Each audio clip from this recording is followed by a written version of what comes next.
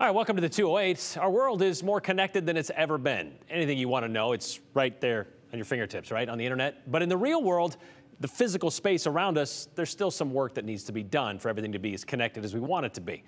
It's not hard to see how, on a map, how isolated the Treasure Valley is compared to other metro areas. I mean, the closest big city is 5 hours away. There's been talk about bringing back passenger trains to help bridge that connection to places like Salt Lake City. And with some federal funds, an Amtrak through Boise could soon be a reality. Again, here's Andrew Bartline. I know you're here to talk about a big railroad. You'd be hard-pressed to find a room with the governor where community members agree on the topic across the board.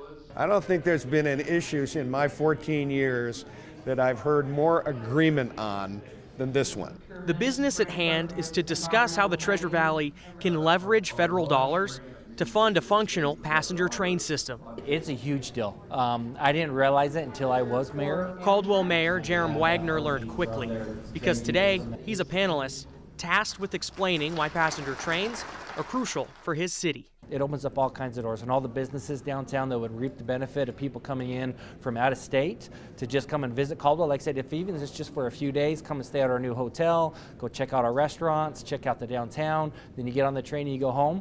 It's a great visit. They left their money here, which is awesome, and then they're going to go home and tell their friends about the great time they had, and then we're going to have more people coming after them. Amtrak hasn't served the Treasure Valley since 1997. That's the last time a passenger train line connected the Boise metro area to Portland and Salt Lake City. But soon, This is a once-in-a-lifetime opportunity. the trains could come rolling back to town. There's funding that Congress has approved that's out there, and there's going to be competition for it. The Bipartisan Infrastructure Act set aside $66 billion for trains. And this is how Treasure Valley leaders planned to take in their share. Working together from Caldwell to Nampa to Boise, even out to Mountain Home, that we are all on that same page, working together. We have the common goal, and we're working together to get there. So we're pulling in the same direction rather than pulling apart. It takes cars off the road, it eases congestion, it does all those things to help the healthy conduct of commerce, and that's what we're all about. Bill Connors is the Boise Chamber of Commerce president.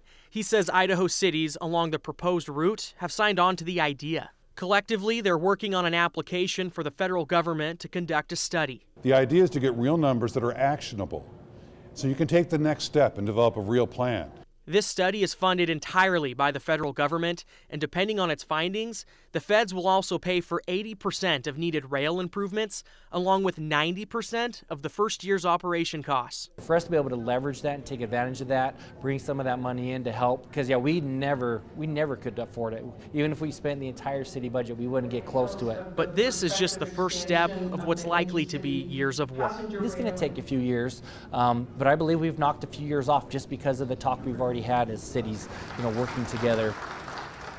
So this is sort of a multi-pronged situation going forward. Where we are right now, it's just the application phase, as they talked about. These cities are working together and their chambers of commerce are working together, and how the area wants to submit their application in total, and that's due on March. So Brian, when this application comes together, I believe the exact date is March 20th, the federal government reviews it. They will designate $500,000 to conduct a study of how many people are going to use this. Is this something that is necessary? Is it needed? And it seems like, perhaps, as we talked with the Amtrak guy today, that this is an area that continues to grow, Salt Lake as well. So there's high interest in this area.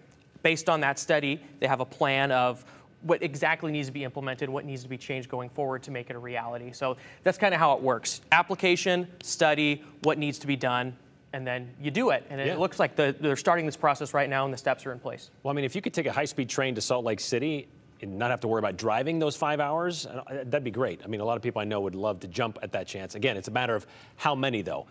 Those who say they would versus those who actually would. Yeah, All so right. it's a big step to try to connect the area. All right, thanks, Andrew. We'll keep tabs on that as well. All right.